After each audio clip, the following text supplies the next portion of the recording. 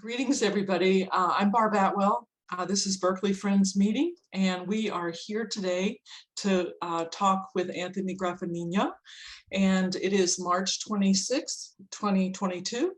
So this project, the Oral History Project, is sponsored by the Outreach and Nurture Committee. I'm delighted to see so many people, and I just wanted to mention that Anthony has been one of our residents at the Quaker House since June of 2019. So we'll be having a conversation, talk about an hour, right, Anthony? And then just wave when you want to take a quick break. We'll take a 5-minute break and then come back for questions. All right, it's all yours. Oh, wow, just like that, huh? Well, thanks for coming, everybody. I hope the sizzling of the tea kettle isn't too loud in the audio right now.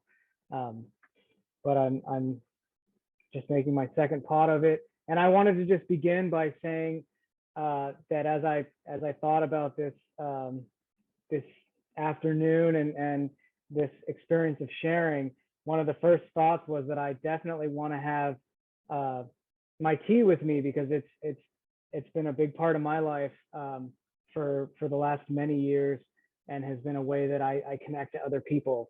So I encourage everybody, get your tea, get your glass of water, and we can all just enjoy it together, as a social ritual. Maybe the reason that tea is such an important thing for me is because I tend to be a very active person. I can really get away from the present moment easily, running around with so much busyness, so much distraction, and a lot of mental activity. And tea is a thing that can allow me to sit still, to be with others, or just to be alone and to really connect to a quiet experience. And it brings me back in a way to one of my earliest memories that actually makes sense.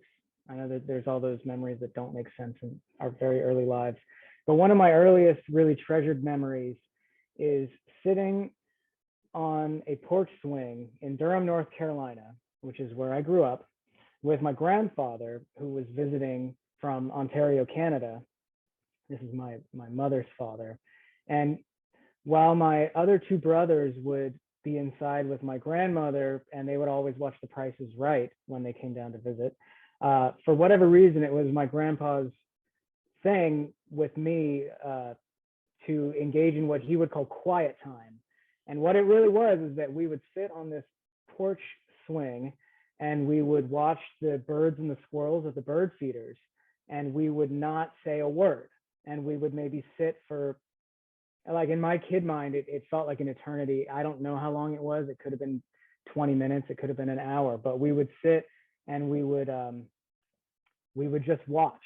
And now when I look back at that, I have all kinds of retrospective thoughts of, oh, that's very similar to what we do in the Quaker meeting, or, oh, that maybe primed my 5-year-old mind to later discover or rediscover meditation or contemplative spirituality. And yet my grandfather, his name was Al, he was a fundamentalist, evangelical, Pentecostal guy who probably thought all of those things that I just named were something like devil worship, and never would have used the word meditation, at least in my understanding, never would have used that word to describe what he was doing ever. And yet that's where I wanted to begin this sharing and this story is with that, because in a lot of ways he formed early parts of myself, even though he lived in Canada and I grew up in North Carolina. He formed early parts of myself that I didn't really realize until later on. And he had a very strong influence on my mother. And so in a lot of ways, where I am now comes out of a strong religious question. And it's a question that he answered in his life by converting from being a bar fighter and a bit of a drunk, living in living in Chatham, Ontario, after having left the farm where he grew up on and being estranged from his family. He met my grandmother and she brought him to church, and he had a conversion or something. And so fundamentalist Christianity and the teachings of Jesus were absolutely, for him, something that saved his life. And that question and that answer for him then trickled down into the whole family system that came after it, whereby I spent the first couple years of my life in Ontario, where I was born, and then in North Carolina, where my family moved at 2 years old for me, being part of the Pentecostal church and being very into it, and it feeling like that really made a whole lot of sense. I was part of this kind of Boy Scout-ish organization for evangelicals called the Royal Rangers, and I like really crushed it with them and got all these awards, and was kind of I think in some ways kind of like a golden child. I could memorize the Bible verses really well, and it was just something that really spoke to me. And then the judgment, the casual racism, the dogmatic hypocrisy that also existed at that church. At some point, it caught up with my parents. My mom, who had been raised in this church and had left it in her 20s and had a very painful severance with it, had brought us back as a family when my older brother was born and then when I was born.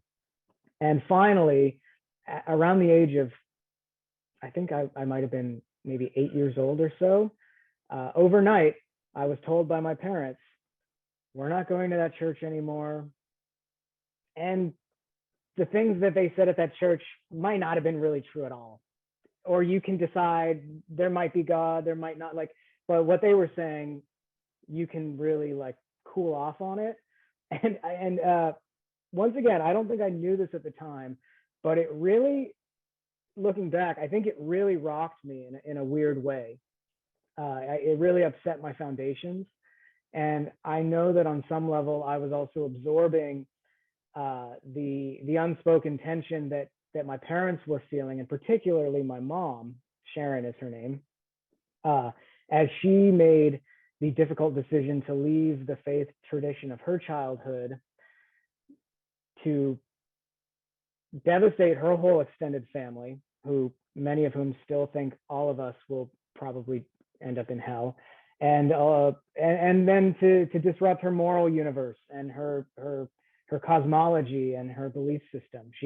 She took the brave step of walking away from something that didn't work, but it was a really a painful severance for her, and so I felt that as well. And so I begin my story going from quiet time to that, walking away from this very secure and dogmatic fundamentalism as a way to also bring in some of the more painful elements of my childhood. I grew up in a very stable home. My dad, Carmelo, is a neurologist, was and is. My mom was a stay-at-home mom who later on became a preschool teacher. I had an older brother, Vincent, a younger brother, Joey. Joey was born when I was 4, and so I, in a lot of ways, had a bit of a middle child complex. But for the first 4 years, I think everything was just amazing, or at least that's how I narrate it for myself. And we moved from Ontario down to Durham, North Carolina when I was 2, and I think had a very idyllic American upper middle class life. And so that disruption, that leaving of the church, even though on some level I really hated going to church because I absolutely hated having to tuck my shirt in and wear the Sunday clothes, and it became a real battle of wills every Sunday between my family and I. The ripping away of that philosophical belief system, that apparatus of morality and of how the world works, I think led to an anger in me and a confusion in me and a discontentment in me.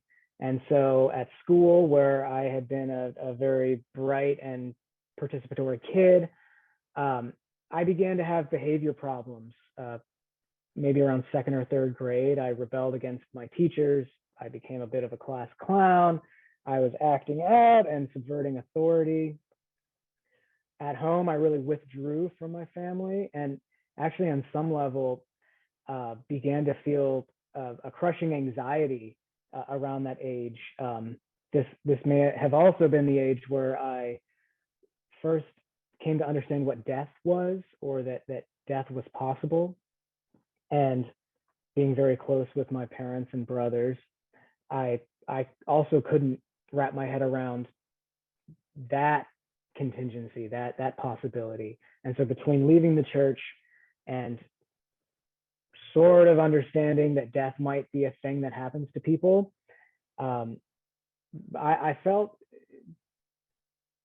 between second and third grade, I felt a period of time where my life really kind of went south in a lot of ways. And I was not a very happy kid. And the behavior problems escalated, my anxiety escalated. I began displaying hypervigilance at home. I would follow my parents around, thinking that at any minute the sky was going to fall on their head. Literally, sometimes, if my dad was late coming home from work, if he was supposed to get home at 6:30, by 6:40, I would sequester myself in the other room, and I would be like rocking on the couch, very sure that he had been in a car accident and was dead. If my brothers were climbing a tree and were out of sight, I had to make sure that I could see them and be under them. If they fell, I needed to catch them. It was a miserable experience. I felt ashamed of it, and at the same time, I couldn't stop it. And so I lived in this bizarre conundrum of both trying to hide this anxiety that I felt while also needing to act on it in some kind of weird, it wasn't really a savior complex, but a weird protector complex, or a hypervigilant thing. And then once again, the anger and the resentment that I felt about it, I expressed at school, and began to constantly question authority. So anyway, that really set the stage for the years that came after. It didn't escalate into any real tragedies or any real,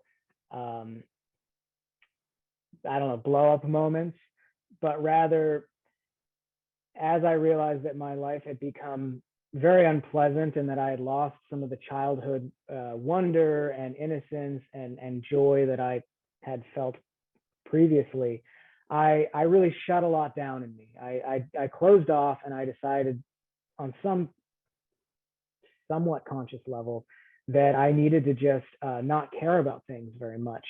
And so I remember, I have a weird memory of being maybe,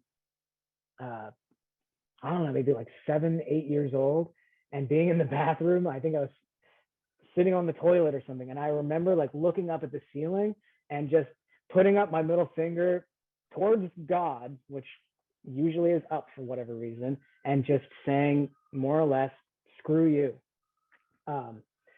And it felt like a pretty triumphant moment. And I think in some ways I also extended that same kind of barrier towards my family, who were the people I loved the most. And I decided I'm just going to be good at things. I'm going to be competitive, and I'm going to be a winner, and I'm going to have what I want and get what I want, but I'm not going to feel very much. And so anyway, though I still had wonderful friendships with the friends in my life, and asked a lot of questions, and was always the one who wanted to ask why, whenever somebody made either a philosophical supposition, or even when my parents said, you need to go make your bed, or time to mow the lawn, or you're not allowed to have an Xbox. It was always why. And so I know that the wheels in my mind that still turn on questions of why, on questions of meaning, they were not at rest during those years, but my heart really was. and I developed, or I exported a lot of my affection and care to things that made me feel something but were very safe. And so humor and comedy became a big thing for me, kind of being a jokester in class. The music that I listened to became a way for me to still feel something, but almost as a passive listener. And music has been, as it is for most people, I think, a major thread through my life. And the music I've listened to has often followed the arc of my emotional situation or my my evolution of identity. And so as I went into that dark period and I went to middle school and I spent more time around an inner city population in Durham, North Carolina, the pop music and the fun kind of Red Hot Chili Peppers stuff of my, between 7 and 10-year-old years turned into hip hop, which really spoke to the anger that I felt, even though I was this little upper middle class kid. I was hanging out with children from more marginalized and socioeconomically disadvantaged backgrounds, and our lives were very different. But on some level, I was angry and felt their anger. I was resentful and felt their resentment. They were interested in lifting weights and playing sports in order to be strong and to feel invulnerable, and that made complete sense to my 14-year-old mind. I wanted to be untouchable, and I wanted to be safe, and I wanted to be taken seriously. And so I, in a lot of ways, absorbed a lot of those cultural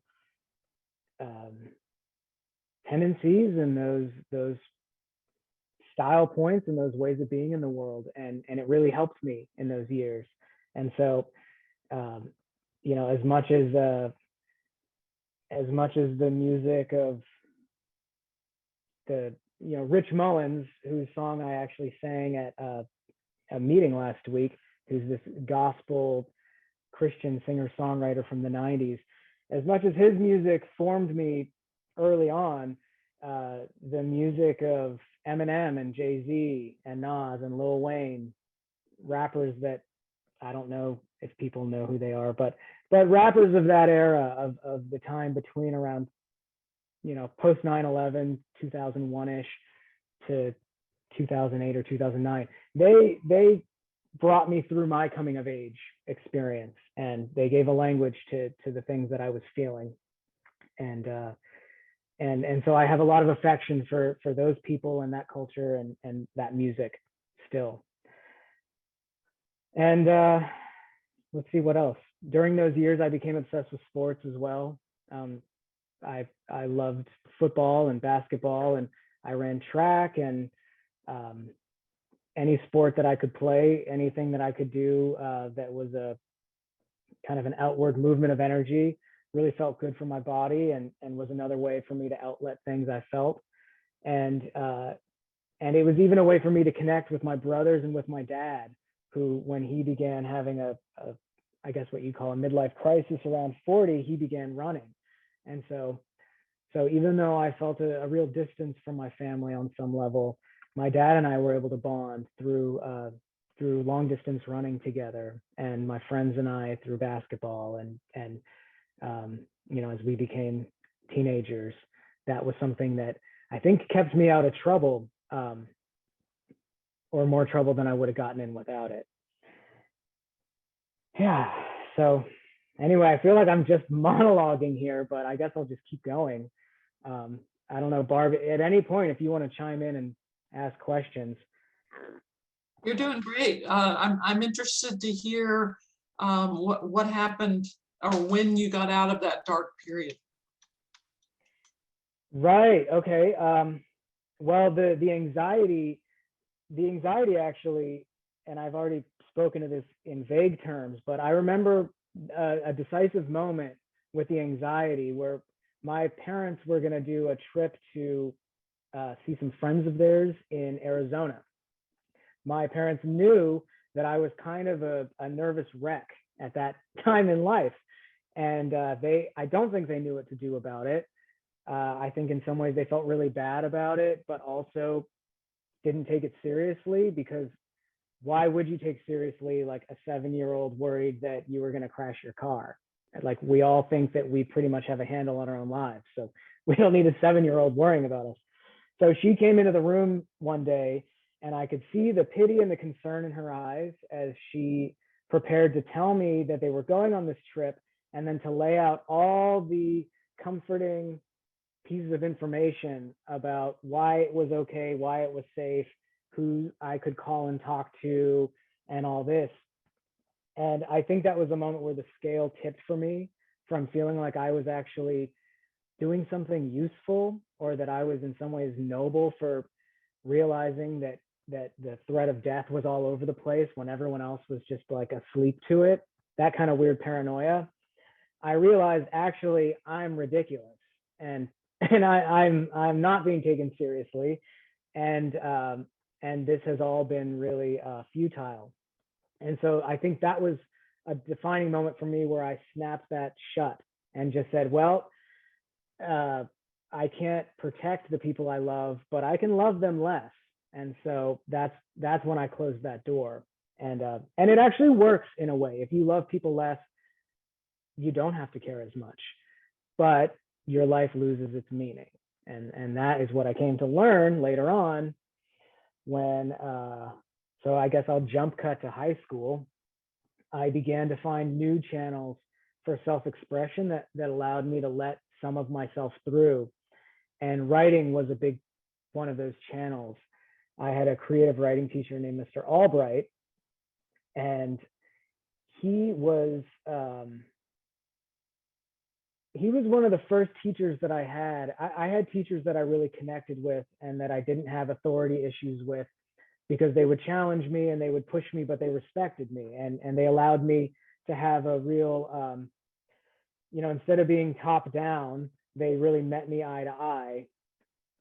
Spoiler alert, this is one reason that I really love Quakerism, because the way that we have respect for the authority, the dignity, and even maybe the spiritual wisdom that can exist in each person, that of God in each person. That's been something that has intuitively felt right to me for a very long time. But back at age 15, it wasn't me saying, I think everybody has an equal piece of the truth of God. It was, I think everybody deserves to say their opinion, or I think everybody has the right to ask why. And so in high school, that's how I felt. And Stuart Albright was the first teacher who said, no, you have something worth saying. You have something worth writing. You have something, despite the fact that you're half the age of your higher ups, you've had experiences and they matter, and you can write them down, and that can be a beautiful thing. And so he encouraged myself and the cohort around me to do that, and he empowered us to say something. And that opened a little bit in me that had been previously closed.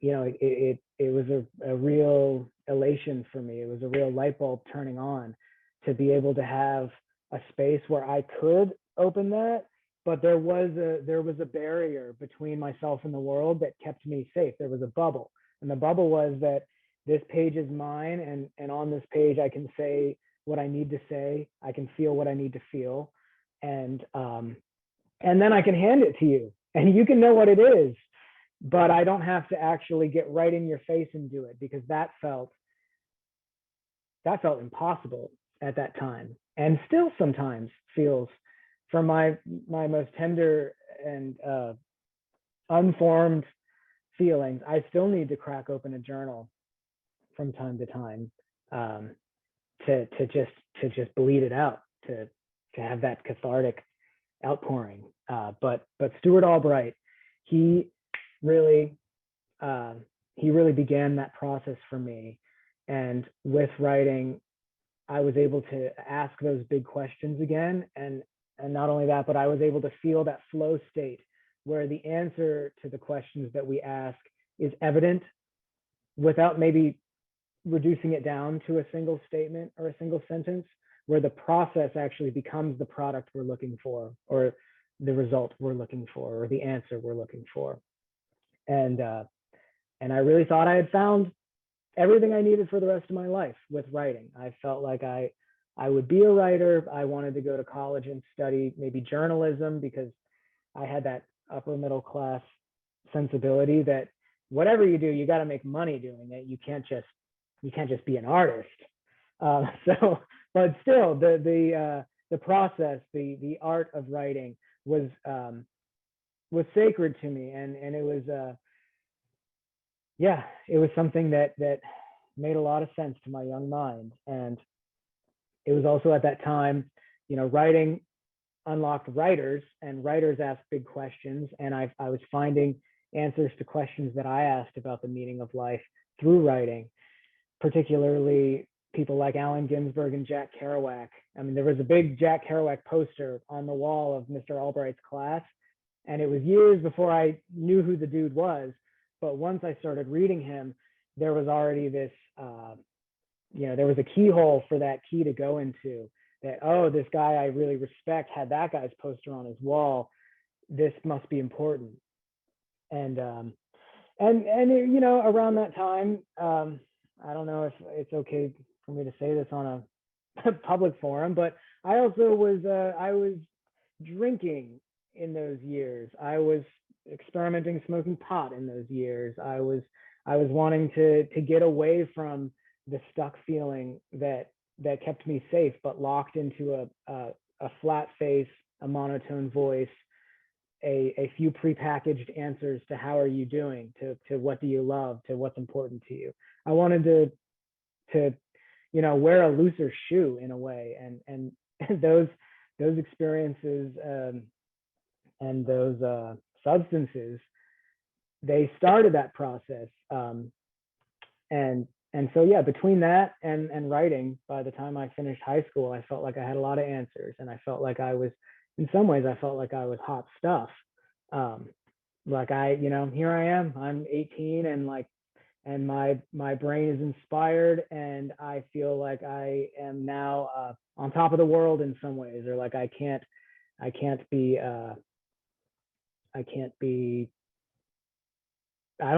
defeated, can't be hurt. And I was completely wrong about that. So I went to college in Asheville, North Carolina, University of North Carolina, Asheville. It was 3 hours away from Durham, where I grew up. And that felt like a perfect distance for me, because I wanted to be connected with my friends in North Carolina, and even with my parents, who I was slowly becoming closer to towards the end of high school. We never had a conflictual relationship. We never screamed at each other or anything like that. But the way that I withdrew through middle school and the beginning of high school would lead them to say things like,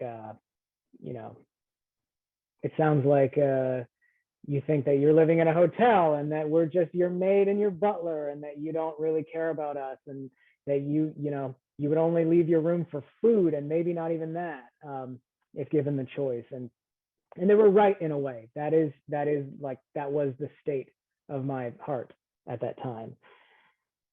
Anyway, went to school, Asheville, North Carolina.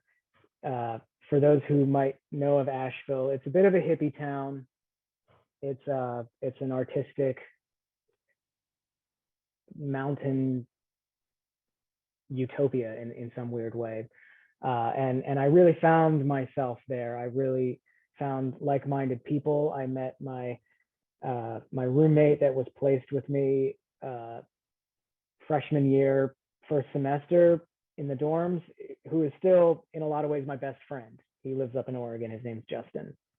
But I met a lot of the people who would really form me as a person at that time. And it was a time of profound freedom going to college, as it is for so many people. And with that freedom meant that the limitations that were placed upon me in high school were no longer there. And being a person who has a penchant for excess, I just ran straight in. And so it was about it was about 3 months maybe into the first semester of my time in Asheville, where I woke up and it was my birthday, my 19th birthday. And as I would do many days, my friends took some weed and put it in one of our pipes and handed it to me and said, "Happy birthday." And I smoked it. And that day I had a profound panic attack. And it was the first time that had happened to me since that period where I was 6 or 7, such that it had been such a gap that I didn't even remember at that time, that period of 6 or 7 years old. I had blocked the whole thing out, or hadn't bothered to sift back through my earlier years. So when that happened, I absolutely thought that I was going crazy. And I thought my life was over and that everything that had come before it was just a tragic kind of Icarus flight up towards the sun. And now my wings were unglued and I was I thought I was a goner. And in a lot of ways, that day of my 19th birthday changed my life, such that in a sense, there's the beginning of my life that ended there. And then there is everything since then. That experience cracked me open. It made me feel powerless, helpless, broken. Everything that I had done to avoid those feelings of vulnerability in the years before was inaccessible to me. And I had no idea what to do about it and was very embarrassed. And so I did my best to hide that feeling inside of me. That the panic attack that I'm talking about probably only lasted maybe 2 hours, but because I had no way of channeling the emotion that I felt out of me, what it led to is an experience that I guess you would call depersonalization, where I clutched so deeply into my sense of control and tried so hard to conceal the emotions that I was feeling, that I, in some ways, kind of dissociated a little bit, and I didn't feel my body really. So for a couple months, starting on my 19th birthday, for a couple months, I lived as if I was kind of seeing the world through a peephole. I could look down at my body and feel stuff, but there wasn't an immediacy. It was as if it was how you would feel if you walked through the world wearing those latex gloves and had a camera in front of your face. I was separated from the world. And really, I was separated from myself. I was not allowing myself to feel what I was feeling, but I knew I needed help. And so that helpless feeling that I felt actually caused me to go to my parents, and for the first time to tell them something doesn't feel right. I've been experimenting with drugs and it has gone terribly wrong, and I think I'm a goner. I had to go to my friends and tell them, I can't party with you guys anymore, but I don't want to lose your friendship. And so this was an experience where life and my own folly, or my own excess in a way, forced me to actually confront the people that I cared about and to really say, I need you. And I'd never done that, or not since a child had I done that. And that just changed my track. I mean, I was received with grace and with love and with kindness from everybody around me. And of course, with this very casual sense of like, dude, you are fine. Like, what are you talking about? You're not crazy. You're just having anxiety, which is what everyone else has except you, because you were trying to be like Spock for the last 10 years. So calm down, you're okay. That was basically the message I got. And I didn't believe it. But I think and hope on some level that was true and right. However, that being said, the change that created in me was not just in my heart. It was also that all of a sudden mind-altering substances were off limits for me, because I couldn't even watch I couldn't even look at a strobe light or watch a psychologically taught movie without feeling like I was going to be on the edge of a panic attack. I really I was pretty close to anxiety at almost all moments for a couple years after that experience. And so when friends of mine continued to party or continued to experiment with psychedelics, I wasn't doing it. I was sitting and taking care of everybody. I wanted to be in the same room. I wanted to be with the people I cared about, but I could not imbibe. I could hardly drink caffeine at that time. I was just, every day was about keeping my feet on the ground and trying to manage, but also finding a way to feel creativity, to feel self-expression, to feel meaning in life. And so for that reason, and in pursuit of the ongoing questions about life that I had, I decided to drop the whole journalism thing, and I decided to major in religion. And that, at that time, was one of the hardest decisions I've ever had to make, because I was so bashful. I was so scared of being thought of as some do-gooder or some softy, that I, for the first probably 3 years out of the 4 years of college, I would actually occasionally lie to people. I was a religious studies major and my minor was philosophy, and I would bold-faced lie to probably half of the people I would meet and tell them I was a philosophy major. And then the other half of people, I would kind of garble out this sentence, philosophy and religion, because I was still so allergic to the dogmatic, and I guess you could say the obnoxious portrayal of fundamentalist Western religion, particularly Western monotheism, that the pop culture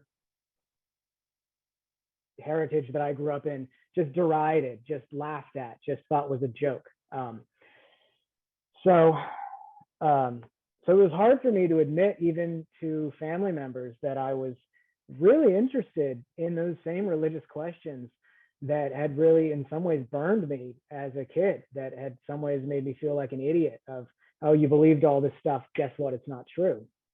But I dove headlong into it, and particularly I was interested in the religions of Southeast Asia, and particularly among that, I was interested in Buddhism.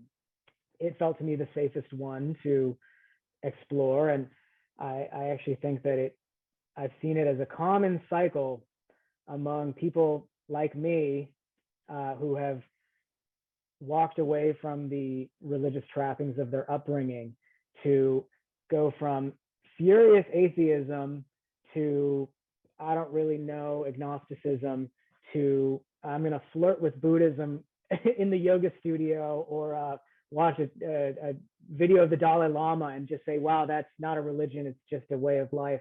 And that, that being kind of an inroad back in. And that was certainly the course I took. And I began to meditate, and had a great Zen meditation teacher in Asheville who his name was Bill Walls, and he taught me a lot. And he would do some of these Zen things once in a while that would really kind of blow my mind. Like, for example, and we would actually meet at the Quaker Meeting House in Asheville, funny enough. So that's I didn't even think about it at the time, but there I was for probably 3 years, meeting most Tuesday evenings at a Quaker Meeting House to sit and practice Zazen. And one time I came there, and I was particularly tired that day or something. And so instead of sitting up on my Zafu, I reclined all the way back and I fell asleep. And Bill was also a meditation teacher at the university, and I was taking a Buddhist studies class with him. And on the last day of class of the whole semester, it was like, the day before summer break, we finished our last session of class, and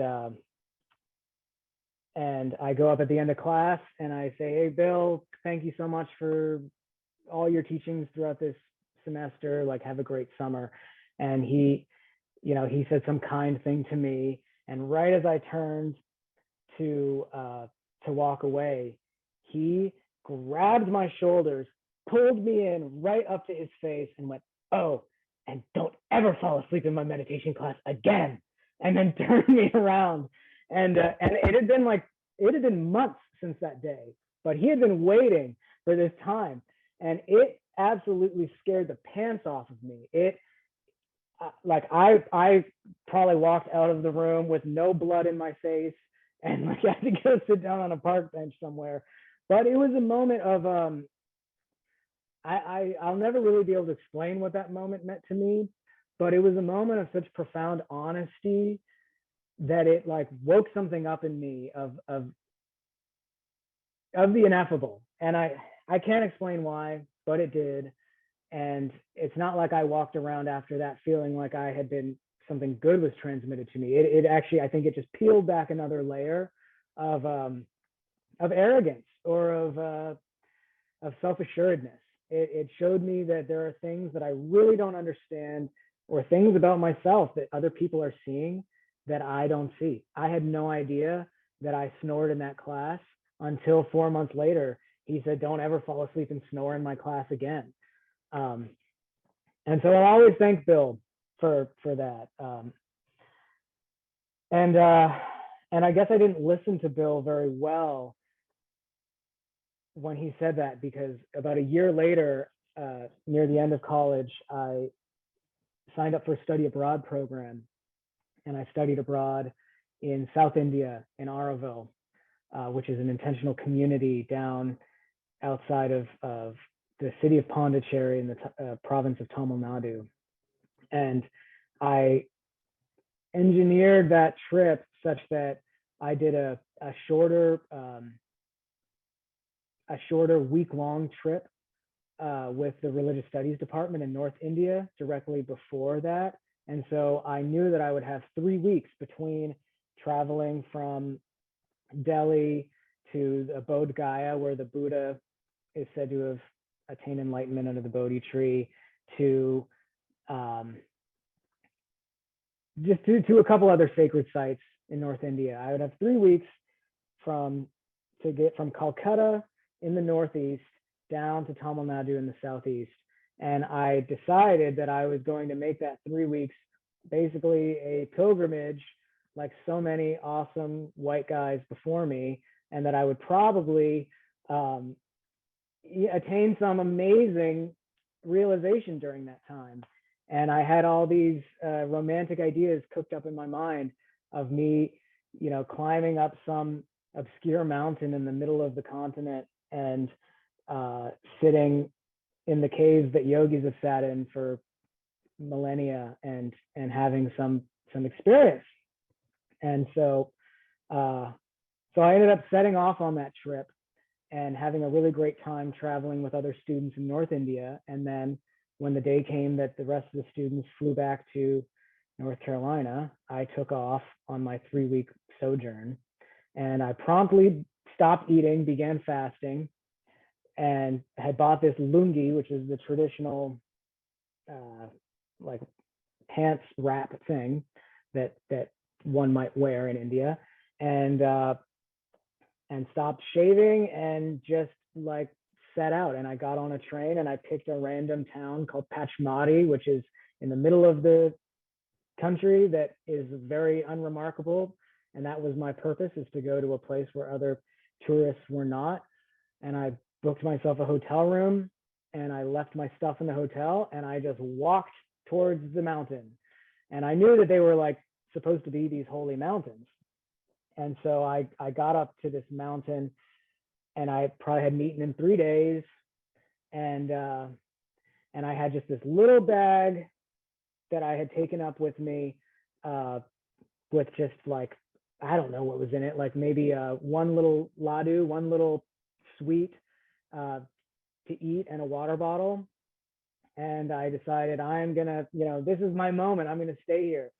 And by the time the sun set, I was shivering and I had found this little cave. I spent all night not sleeping, shivering, miserable in my little cave, absolutely unable to meditate, absolutely unable to get my mind on any spiritual thought, except that the monkeys that were down in the valley were fighting all night. And I was completely fearful that, oh my God, I'm either going to roll out of the edge of this cave and tumble to my death, and no one will ever find me, and my parents will be very upset, or the monkeys are going to come up and try and get my ladu, but I don't want to eat it because I'm supposed to be a spiritual guy fasting, but they're going to come up and attack me.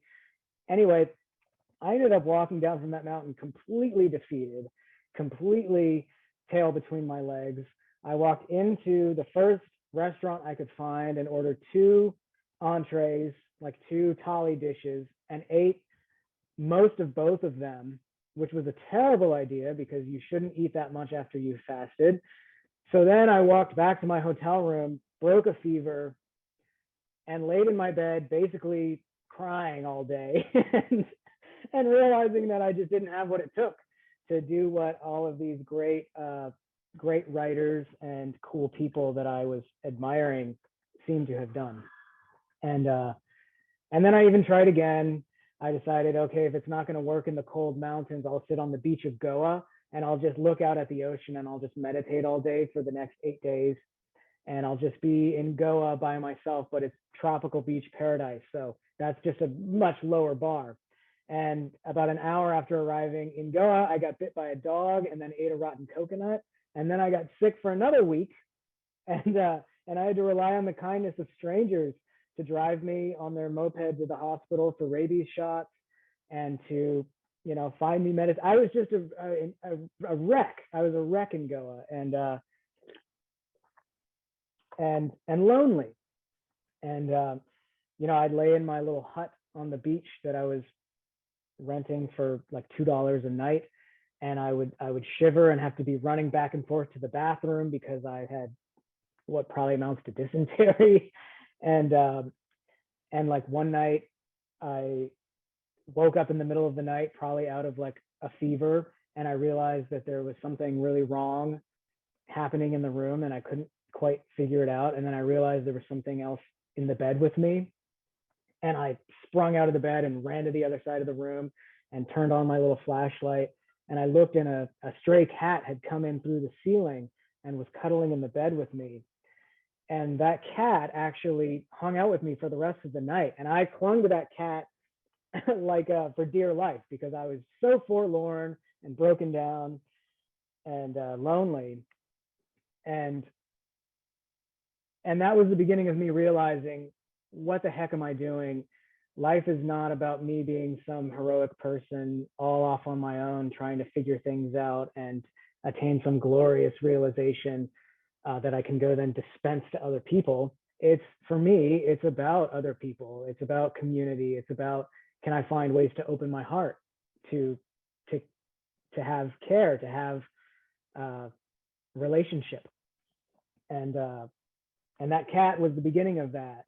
And leaving that 21-day misguided sojourn, I then went to that community, Auroville, and studied there for about 4 months with a group of other American students and about 2,000 other Indian and European eccentric spiritual devotees, and had a really amazing and actually transformative time. But the transformation was not that I had grasped some high insight. It was that I had made friends, and I had come to trust people, and I had found ways to be a little bit more disciplined about meditating and being in the present moment, but not to some great blow the ceiling off kind of thing, but just that I felt like I was getting a little closer to the person I wanted to be. And so anyway, that was a really transformative time for me. And what it ended up amounting to is that when I returned to the US and was finishing college, I realized that I didn't want to be an intellectual and continue to study religion as a PhD who was getting a technical social science sort of degree, or that I didn't want to be a professor or something. And I definitely didn't want to be a writer because I felt that I didn't really have enough to say yet. But I decided instead that I really wanted to do what I've been doing through that whole thing. I wanted to ask questions with other people. I wanted to find ways to connect with other people. And so that was a really important fork in the road for me, where I had really struggled to admit that I was interested in religious studies, and now I had to really struggle to admit that now I was actually really interested in applied religion, actual theology, actual church. And I started upon returning to the US, I started attending this little kind of non-denominational church in Asheville that was just kind of a smorgasbord of many other faith traditions. It was a little like the Unitarian church that my family had begun attending after we did the 180 flip out of the Pentecostal church, which I haven't mentioned yet in this story. And I probably didn't mention it because it was not very inspiring to me. It was mostly just a place to be with other people. And I made great friends there, but there wasn't, other than the idea that all religions are valid, there wasn't it didn't really forward the plot much. I just got to stew in my cynicism there on some level and enjoy an accepting and tolerant group of people. So I began attending church again when I returned to the United States from India.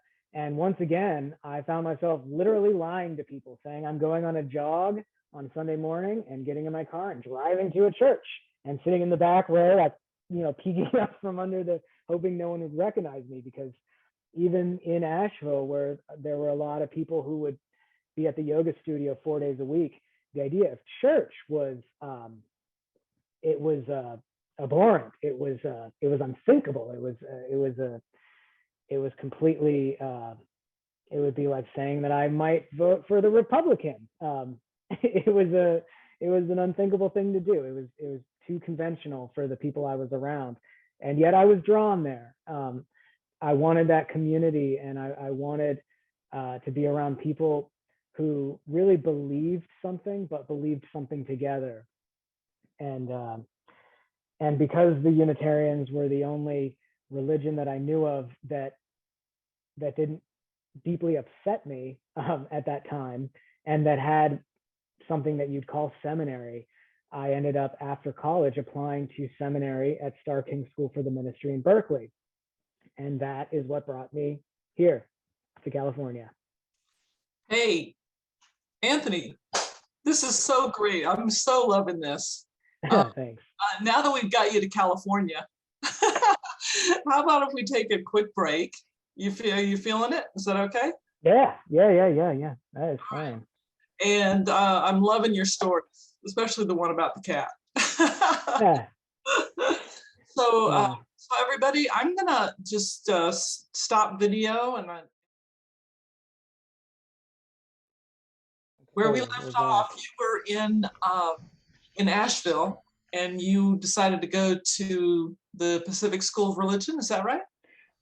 To Starr King School for the Ministry, which is part of the same consortium of seminaries.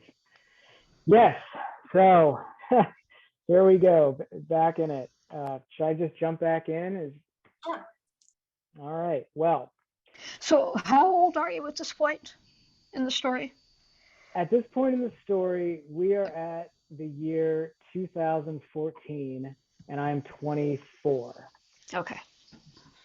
And so, okay, I enrolled at Starr King School for the Ministry, and doing so was a little bit of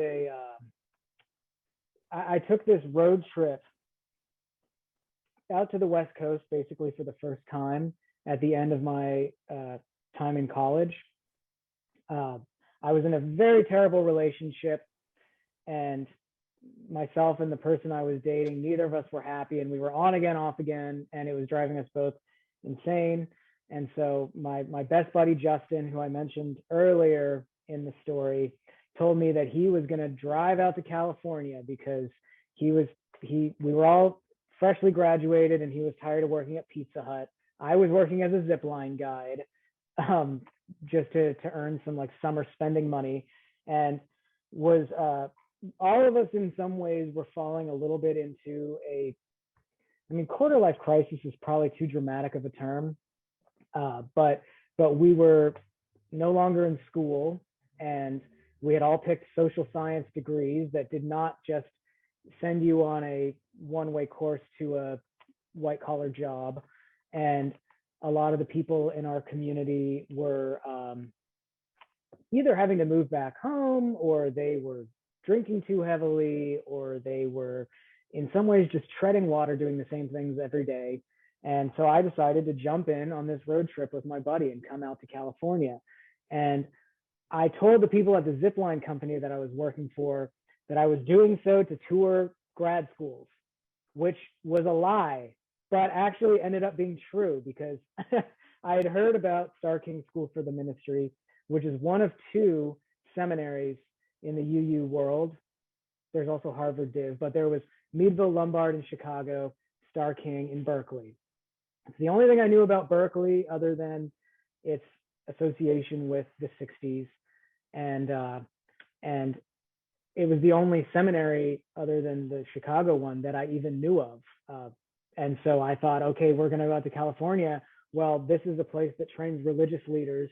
And even though I never have fun at the UU church, maybe I could make a UU church that would be aligned with what I want. And so I went out to Star King. Once again, or when I was in California with my buddy Justin, we passed through the Bay Area. And once again, I made up kind of a weird excuse of like, oh, there's this place I'm just going to go like peek at. Don't worry about it. And I left and I walked and I came into the campus of Star King. And I met with the admissions director there, who just happened to be there. And I said to him,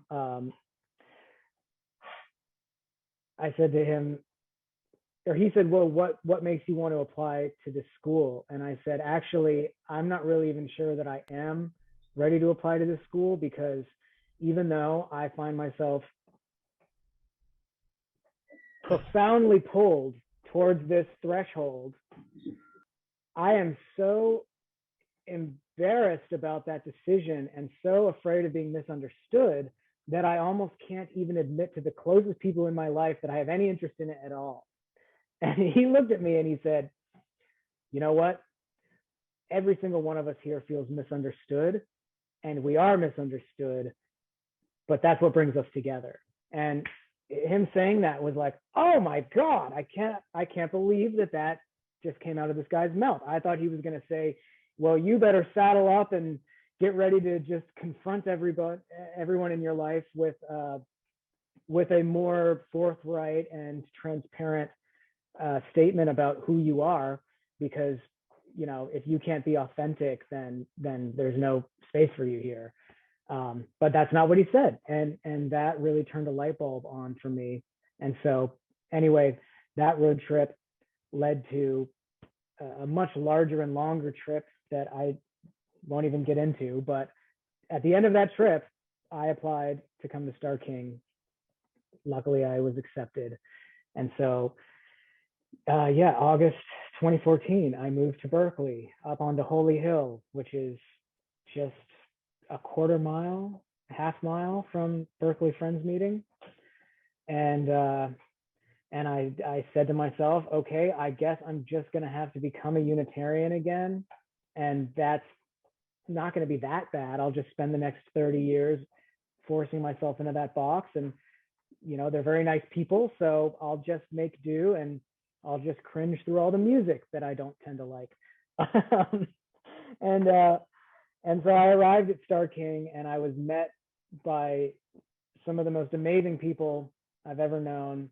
some of the most supportive mentors and beautiful colleagues, and yet I could not find a UU church. I hope that no one on this call is a member of the UU churches of Berkeley, but regardless, I tried them all. I went to every single one in the whole area and in San Francisco. And every time I'd go, I would walk out feeling this sense of like, and it wasn't that I have some huge issue with it. And that was what made it difficult for me, is that I felt like I was just being judgy. I felt like I was just being, in some ways petty, that I believe philosophically, or I agree philosophically with many of the things, the principles and the values that this community that in a lot of ways raised me believes. So why am I walking out of there turning my nose up? But I was. And yet it was actually also in the very first, I think it was like within 2 weeks of coming to Berkeley, I had a funny and peculiar experience of meeting this other fellow who was a Zen Buddhist who was training to be a Buddhist priest, I suppose. And he and I were hanging out on one Sunday morning and went on a walk, and we walked by Berkeley Friends Meeting. And I don't think that the Friends Meeting was happening in the building currently, because I think this was during the time of the renovation. And I actually just told this story, I think, to Margaret last week. But he looked at it and I looked at it and I was like, oh, I know about these guys. The Quakers, it's basically meditation, because I dated a girl in high school who went to a Quaker school, Carolina Friends School. And even though she wasn't Quaker herself, I went to her graduation and we all sat in silence and they talked a little bit about the Quaker worship. And a few people stood up and made a political statement during that time. And so I kind of had some idea of what happened. And I was like, oh, let's just go walk in here. And like, we'll just, there's no Zendo, there's no one's meditating this morning. So let's just try this. So I walked in and sat down, and within like 30 minutes of sitting, I had a phrase come into my mind and a feeling of compulsion to share it. And yet at this time, and still in a lot of ways, the idea of standing up and saying something to a whole room of people out of the silence was like terrifying to me. And so I started sweating and my heart was thumping, and I was in an internal battle of why would I waste everybody's time with such an asinine and basic statement, because it wasn't even, in my mind, a very profound thing to say. It wasn't going to blow anyone's mind. And I struggled and struggled and struggled with it. And finally, I felt like I'm not going to feel good again until I stand up and get this off of me. I'm just going to sit here and quietly convulse or quietly battle in my own head. So I stood up and I said 2 times, everything is okay. Everything is okay. And I sat back down and like was just like, what a ridiculous thing to say. But that was the first experience I had at a Quaker meeting, really. And it was so disturbing that I didn't step foot in another Quaker meeting for, I don't know, that was 2014. So it was 4 years before I ventured back into a Quaker meeting again, because I felt like that was so disruptive. Like that was not a good meditation. I just spent the whole time dealing with this thing that I was supposed to say. And, what a weird experience that was. But I think in some ways, now that I look back, it set into place something for me around the process of learning of what's important to say, and discerning between all the things that I want to say or think might be a cool thing to say, of which there are many, and then that which is really supposed to be said. And maybe that's why we come to Quaker meeting, or one reason. But that discernment, I guess, it comes up from time to time in my life outside of the meeting, of having to remember that maybe there are things that I think are going to be impactful and profound, and that is absolutely just my ego. I just had a cool philosophical idea that sounds very complicated and has some 3-syllable words tacked onto it. And then over here, there's this simple thing, like, I love you, or like, here I am, or like, I believe that, or like, I don't believe that. There could be these simple things over here that will absolutely make a mess out of me to say, that absolutely feel ridiculous, or too simple, or cliche, or whatever. And that there's like a deeper science to figuring out what's worth saying. And so, I don't know, I'm rambling a bit here, but I suppose that was my first real experience with Quaker worship, and it continues to reverberate with me today. And I hope in my better moments, from time to time, that imprint is still there, that process of saying, is this for me? Is this for my own vindication and my own gratification? Or is this true? Which means, is this something that is being produced by the reality that we're all a part of, that maybe comes through our unconscious, or comes through our intuition, or comes through our spirit, but is in some ways bigger than what we can really understand, or bigger than what we can really contrive or manufacture. So yeah, what a time that was. I guess I'll pivot a little bit. So seminary was a really beautiful experience for me. I learned a lot. I came in still feeling like This Buddhism. Are you saying, is this the pop? Yes, this is her. This is Shyla. Shyla, say hi to everybody. She's not gonna. She might want to come sit on my lap if that's okay. Anyways,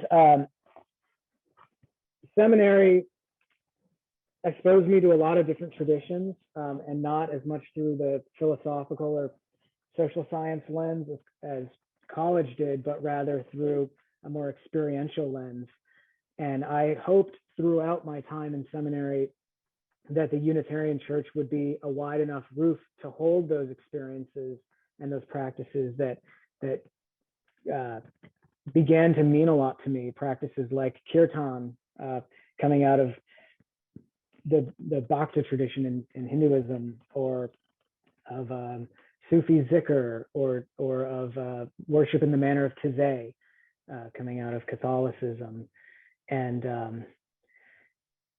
yet there was a defining moment where I went to the General Assembly of the Unitarians in Portland, Oregon, in the year 2014.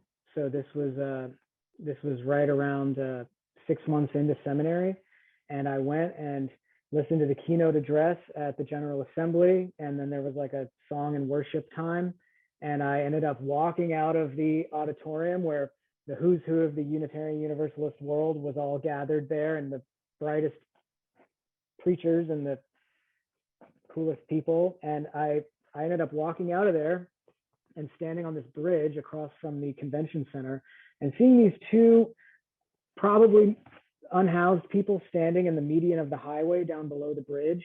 And one was leaning against a tree and they were talking to each other.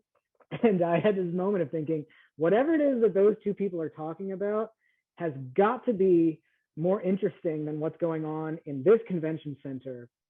And I had this kind of dramatic, silent little moment in my mind where I like looked out to those people and just said in my mind, I am not Unitarian Universalist. I renounce it.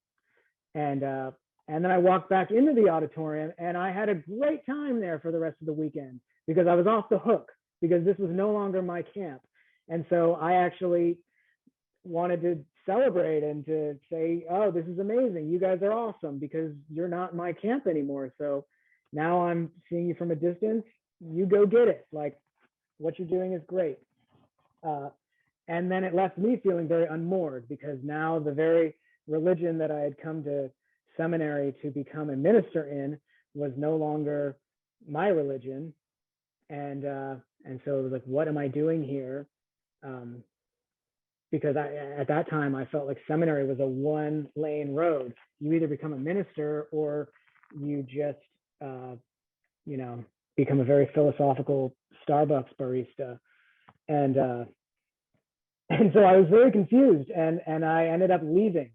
After 2014, after my first year in seminary, I ended up taking a year-long leave of absence and thinking, well, I need to just go find a spiritual community to join, because obviously I have no idea how to start one or to lead one, but like the one that I just left is no longer here for me.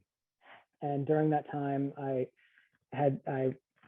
used some of my savings and was able to do some really wonderful traveling. And I visited the Taizé Monastery in southern France, and spent some time doing the participating in the quasi-monastic daily life of the Taizé community. And I visited an ashram in Thailand where they were practicing socially engaged Buddhism and permaculture. And then I spent the last larger chunk at a community down in New Mexico called the Llama Foundation. And that one was really a transformative time for me. Llama Foundation is connected to quite a few different spiritual traditions, but primarily it's the community where Ram Dass, the Hindu teacher, where he wrote the book Be Here Now, 60 years ago. And there's a strong current of devotional Hinduism in Taos and in Lama, where they practice the teachings of Neem Karoli Baba. And that became a really a guiding force to me to practice a kind of yoga that was oriented towards service, where your expression of spirituality actually comes through serving other people, helping other people, loving other people, feeding other people, not just filling the room with hot air. And so I felt really like I found something there that gave me a new direction, that I could learn how to meet with other people directly and how to have deep personal relationship with others, and that could be a kind of ministry in a way. And with that under my wing, I kind of decided to return to Star King and to finish out my time there, and to switch degrees to a degree in, instead of getting a Master of Divinity degree, I decided I would pursue a degree in social change, and that I would study intentional communities and social movements and find ways to be of service more on the ground. At this time, I had no idea what chaplaincy was. And the only association I had with chaplaincy, which is currently my career, was being in the Boy Scouts. And the chaplain was just the guy who kind of like held the American flag and said the prayer before the jamboree or whatever. And I didn't like the kid who was the chaplain in our Boy Scout troop. And so I had a very negative association with chaplaincy. And whenever I heard that word, I would really not think anything of it. However, I had a teacher when I returned to seminary. I'm gonna kick this dog off the couch. Sorry. When I returned to seminary, I had a teacher suggest that I go volunteer at the Maitri Compassionate Care Center, which is a hospice and respite care center in San Francisco for people suffering and living with HIV. And getting to spend a few months volunteering there, it was really an experience where something clicked, where I was able just to meet with people, to connect with them, and to speak with them, and to share times of community. And particularly what I would do is I would bring my tea set to my tree and I would make tea, and we would, a group of maybe 5 or 6 of the residents and myself would sit around in the living room, and I would pour them tea and tell little stories about tea, which was an important part of my life. I had a part-time job at a tea shop in Berkeley at that time, so I was really into the ins and outs of tea culture. And we would sit and we would talk, and I would leave there feeling so full, and I would leave there feeling so grateful. And I realized, okay, that's why I came here. It's not so that I can stand in front of a pulpit and tell people things. It's so that I can be with people. And then I found out chaplaincy is a job. Once again, upper middle class need for having a job. There's a job where you get paid money, but you basically do the same thing. And so I once again had a bit of a course correction, and I applied to train as a chaplain at UCSF Medical Center. And I spent a year working and training there. I spent some time at Kaiser Walnut Creek training, and really found my place, found my vocation, or my dharma in a way, found work that challenges me to be a better version of myself than I might otherwise be in street clothes, and that allows me to connect to people and to participate in the asking of the very same questions that I've been asking from the beginning, except for now the rule is that I'm not supposed to know the answer, which is great since I don't. So instead of having to know the answer, I actually get to be congruent with the desire to know that I've had from the very beginning, and I get to share that desire to know with other people, while never ever really knowing. But I think it's through that shared experience of asking and exploring and unpacking and expressing that we touch into the depth of ourselves. And when we can do that, we don't necessarily get the answer, but we get some peace, or we get some healing, or we get to feel the love of God, and that might be what we were looking for the whole time. That might be, for me, why I asked. I probably asked the wrong question. I probably wanted to feel love and to feel peace and to feel connection, and yet for some reason I decided to ask the question, what's the meaning of life? And as soon as that connection and that love and that grace comes back, then the answer comes with it. The beauty comes with it. So training as a chaplain was a really positive thing for me, and I think in a lot of ways it has brought me full circle in this story of having been an inquisitive and open-hearted kid, and then slamming the door shut and hiding in distractions, or hiding in other lifestyles and other activities, and now chaplaincy each day invites me to pry that heart open a little bit more, to be a little bit more centered in myself, and I'm sure I'll continue growing in that, because it also reminds me of all my bullshit, and it reminds me of all the ways where I can show up and not be as present as I would want to, or where I can feel the pain of another person and wish to explain it away, or wish to ignore it, or wish to shove my dog out of the way because she's being annoying. And Anthony, where is it you're working now? I now work at Hospice of the East Bay, which is in Pleasant Hill, and is a at-home hospice. And so instead of being in the hospital, I get to visit people in their homes, and I get to kind of ask them the very questions that this process asked me, which is, it's funny to be on the other side of the gun. And I get to hear about the best of people's lives and the most painful parts of people's lives, and just to be a witness and a companion to them.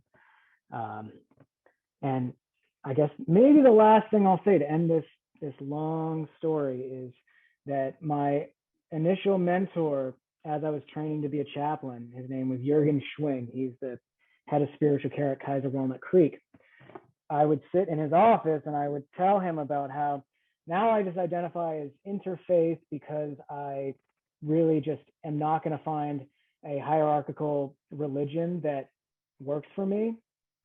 And Jürgen basically said,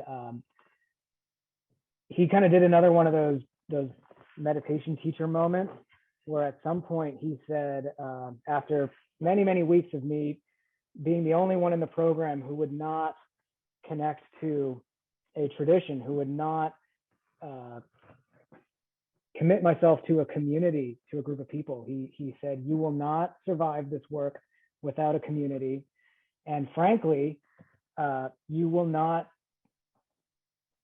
accept that community until you find a little bit more courage, until you find a little bit more honesty within yourself. And if you can give yourself permission to be yourself and to be honest, then you might actually find that there's a community out there for you that isn't going to reject you, that will make space for your multiplicity and your contradictions and your insecurities. And he basically lit a fire under me and said, you need to actually get back out there and go start meeting some and stop living into the excuse that you're, too eclectic to fit under one roof. It's an excuse that you're just scared. And so he compelled me to get back out there and to start meeting with communities. And I only had to try one because for whatever reason, Berkeley Friends Meeting was the first place that came to mind. I realized that contemplative spirituality has always been the primary practice for me that makes sense. And that as I was becoming more theistic, as the teachings of Jesus and St. Francis and the concept or the experience of a transcendent but also deeply personal God, as those things were beginning to take root and to bud in me, I found that the Quakers, that Quakerism in general, really struck that balance somehow. That there's room there for that, and that there's also room there for me to say that I have practiced this other tradition, or that I might be going off on a retreat from this other tradition, or that I might have a friend who believes this other thing, and that's not going to be met with suspicion and derision. It's going to be met with curiosity. It's going to be met with charity, and yet there's enough that we have in common at Berkeley Friends Meeting that I think that we can belong under one roof and we can practice together, and I'm grateful for that, because I didn't think it existed. So I joined Berkeley Friends Meeting in 2018. I met AJ and Jesse, who are the other resident friends, and we hit it off really beautifully. I did not realize, I guess, that I would end up becoming one of the resident friends. I didn't realize that it would accelerate so quickly, but within a couple months of knowing them, I started participating in young adult friends stuff and started to attend the meeting more regularly. And after about a year, I applied for membership, and here I am now. Working as a chaplain, living in the upstairs of the meeting house, serving as a resident friend, and really feeling grateful that I'm here and I can do my work in the world, and that I have such a great group of people to support me and to, I guess, walk beside me as we all continue asking questions and continue seeking healing and wholeness. So that's where I'll leave it. And thanks all for listening. Oh, Anthony, thanks so much. And we're so happy you're here. I really enjoyed hearing all of the different stories, and I have lots of questions, but I'm going to let other people pipe up. And but I'm going to take the first one. Based on your childhood, it sounds like there were several times where you were in conflict with your parents on religion. And I'm just wondering if now in your journey, you are not embarrassed and do share about that. That is a good question. You know, it's been a funny thing for me.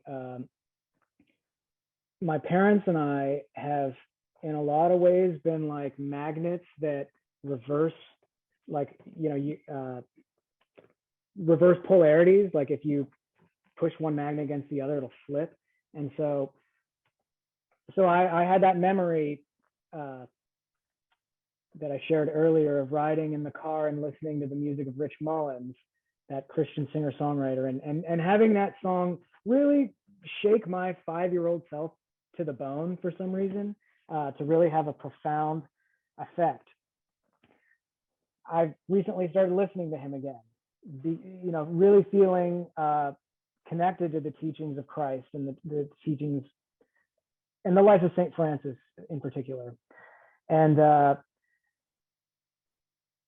it was my parents who brought me to that early on, but now I'm coming back to that, and they are actually diving headlong into all the esoteric, eclectic, funky, non-traditional Eastern stuff that I was into for that decade, and I'm still into on some level, but they are sitting with Buddhist groups and practicing in shamanic contexts and integrating East and West and listening to some of the same teachings and teachers that I was enamored with. So we've done a little bit of a switcheroo, and I probably still pull the punch sometimes, not just with them, but with anybody who I feel like is not quite doing the same thing I am. Maybe being a little conflict averse and still a little bit shy. I try and find the common ground. And so oftentimes, even in my work, I'll meet with 10 different patients, and not that I'm going to just like lie to them and tell them I'm something I'm not, but I'm going to really hold a neutral space. And then if they have a belief or a practice or a cultural touch point that they are going to bring up, I'll try and meet them at that honest halfway point. And so I guess that's my way of answering your question. I am much closer with my parents now. They are fantastic, and they, in so many ways, I realize that they are a whole lap ahead of me on their growth journeys and their paths. And so, there are things that they share with me and teach me that I roll my eyes at, but like it goes down somewhere, it registers somewhere, and a year from now or 5 years from now, I'll go, oh shoot, like I thought I was ahead of them, but I was actually an entire lap behind. And so, so we are much more honest with each other now, and we do a lot more sharing of our paths and teaching each other, and I'm very, very grateful for that. Well, thank you. I appreciate you filling me in on that. So we've got a few minutes for questions. Does somebody want to just raise their hand or wave at me if you want to ask a question?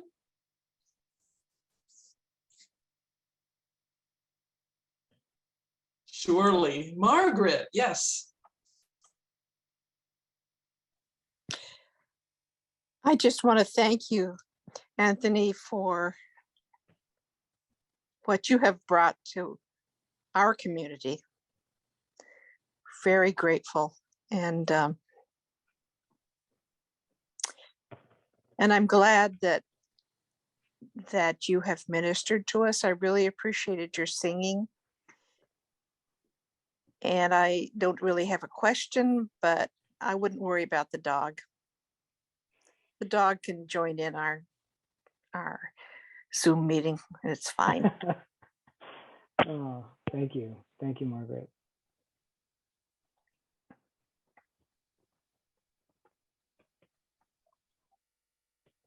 Hi, And I also, Dirk. go ahead. Thanks, Dirk. And I heard one of the defining tenets of the Society of Friends is nonviolence. Can you talk about your temptations of violence and your resolution to nonviolence as a better way of life? Oh, wow. Well, that's a very good question, Dirk. Thank you. I guess in a lot of ways, I've wavered back and forth on the question of nonviolence in my life. Personally, violence is not something that I've had to deal with much of. It hasn't been committed on me, and I have, I think, the very particular kind of ability to suppress and to compartmentalize that a lot of people who are in their heads have. And what it's caused me to see is that there are a lot of times where if I was living in full congruence, or if I was disinhibited, or if I hadn't bitten that forbidden fruit some eons ago, my response might be a response of anger towards another person, and that there could be a righteousness in that anger. And what I'm going to do instead is that I'm going to repress that feeling, and I'm going to hold it inside myself, and I'm going to pretend like I have a moral high ground because I'm not lashing out either with fist or with words. But in reality, what I'm doing is I'm closing myself, and I'm trapping the violence that is mine. I'm trapping it inside myself. I'm doing it to myself, and I'm actually closing myself towards what is maybe the opposite of violence, which would be love, or which would be connection. And so there was a time where I took a stance that violence in any sense is unacceptable. And I drew too wide of a circle around violence, I think. I extended violence all the way into anger. I extended violence all the way into the honest outpouring of truth. And so now I'm in a lot of ways trying to suspend judgment on other people's behavior, but realizing for myself that that putting my moral high ground or my feeling of purity over honesty is not the solution to that. And there might even be times where putting my spiritual or intellectual affirmation of the concept of nonviolence over protecting someone else might not be the right path. And that troubles me in a way. I'm not in a resolution over that, but I do imagine that though I affirm nonviolence, though I believe in nonviolence, if someone came and attacked this dog beside me, or if someone attacked my partner Molly or something, or if I watched something happening that felt unacceptable out on the streets or something like that, would it be the right thing to put my belief in nonviolence over that other person's safety? And I don't know the answer. But I do believe that if I can be congruent with myself, if I can love my own beingness and feel God's love of me, then I will be far less compelled to be cruel or to be unkind to another person. And so that's where I've got to start with it, is cultivating love and seeing where that takes me. And so far it hasn't made me knock anyone out yet. So hopefully that'll, keep working. But I guess you are inspiring. That's wonderful.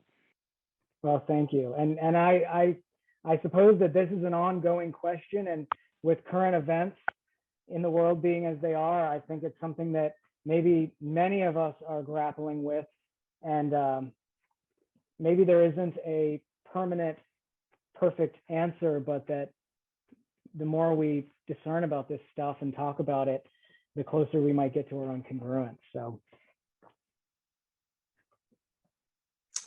Yeah, thank you, Dirk. Margaret, did you want to say something else? She might have left. Does somebody else have a question?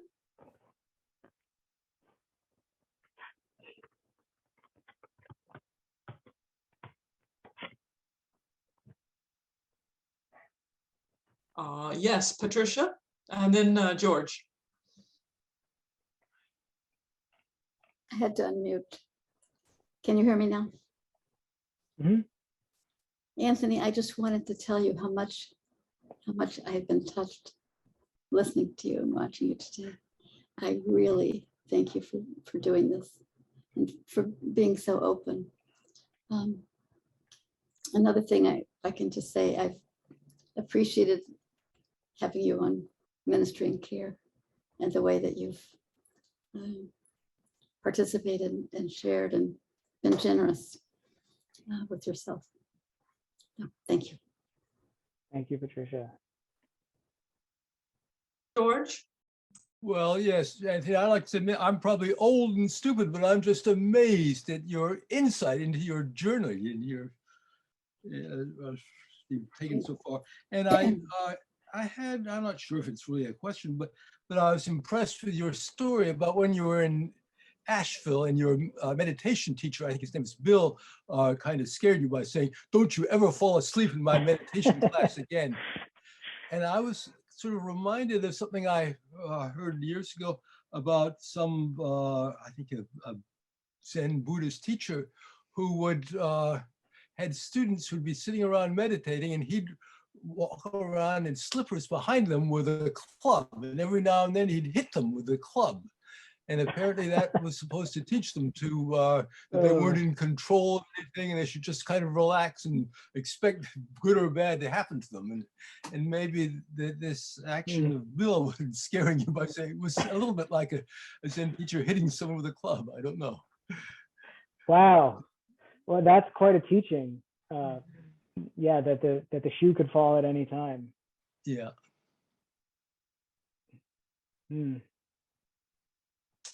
Sarah? Oh, hi. I wrote down a whole bunch of questions. I'm not quite sure where to start, but I want to say that possibly it was that story about Bill that might have been the snoring more than the sleeping.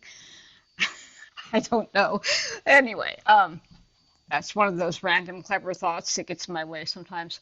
But I think what I'm really most interested in knowing, you referred a couple times to having all these questions and trying to find answers, and then ultimately realizing that you having the answers kind of wasn't the point, especially in the chaplaincy work, that its point is to listen.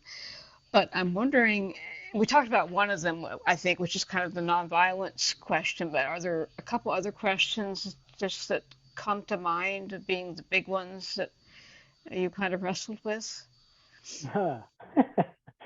Sure. Or is that too much? No. Oh yeah.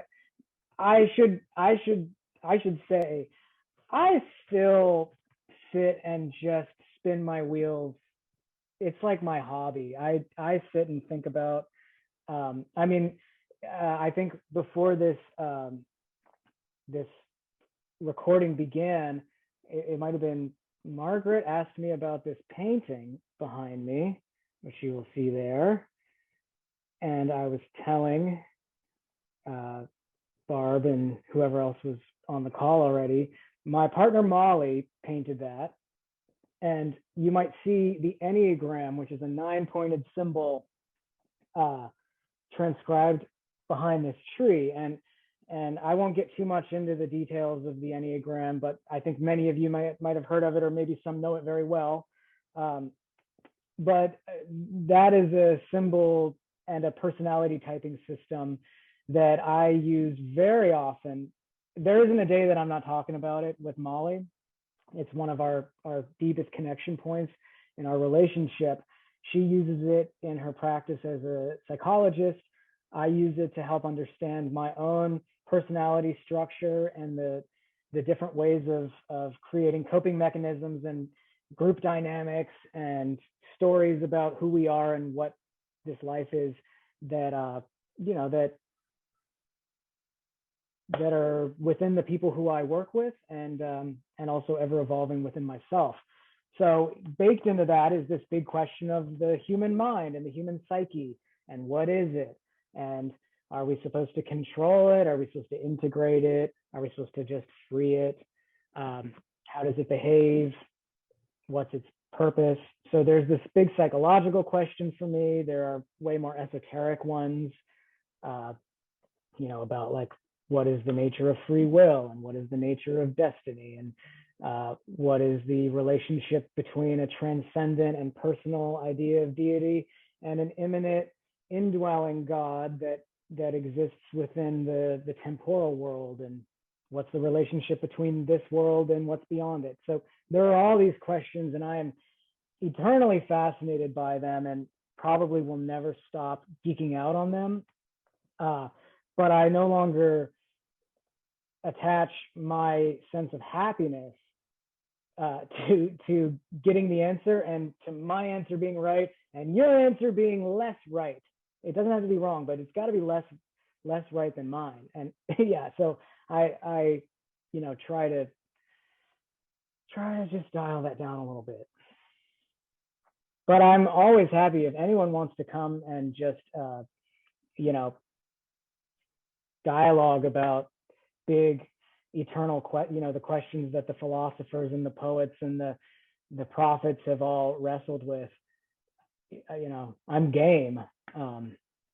Yeah. I see Sandra raising her hand. Oh, sorry, that's your job, Barb. Yeah, no, that's okay. Who raised their hand? Sandra. Okay, Sandra, please. Sorry, I didn't see it. You need to unmute, Sandra.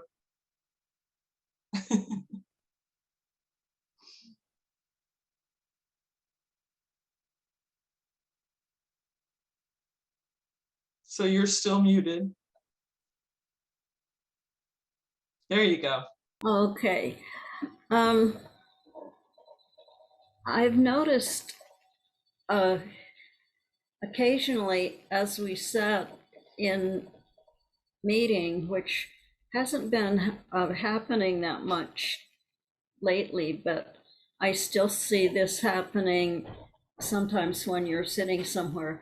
You'll be sitting very quietly and you suddenly give evidence of having had a thought that to you was tremendously funny. Yeah, and that is so fun. Oh, and Kimberly, my daughter, she was here with me for a minute, and she said, "Oh, that's that really nice guy. He often looks really happy, and then he gets a peculiar expression on his face." And I said, Oh. "Yeah, he thinks his thought is hilarious." She says, "It's the exact same thing that happens to me." I said, Oh, "Yeah, really? you have a little dog with you too." So that was interesting. But you have like these little things that happen to you because of the unexpected changes back and forth in your life, that now you're sensitive to what's funny or different or whoops, where did that come from kind of thought. And I think that's very, very dear. Oh, you're a keen observer, Sandra. I don't always realize what I'm portraying on my face in meetings. Yeah. Well, it's not like you're sitting there like that. It's like you're sitting there without it being like, and all of a sudden it's like, Hmm. Okay. Anyway, it's a nice quality.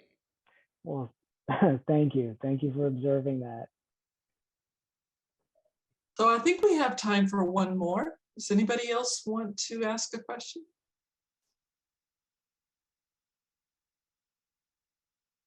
Well, Anthony, I'm oh so grateful that you had time to hang out with us and tell us your stories. It's been very thought-provoking. And thank you everybody for coming here and for listening and for, I guess, bearing witness and being a group of people kind and accepting enough for me to feel comfortable in some ways just letting it rip. That means a lot. I don't think I have ever just, been off the cuff like that for to such an extent. So it means a lot, and I'm glad to feel really safe with you all.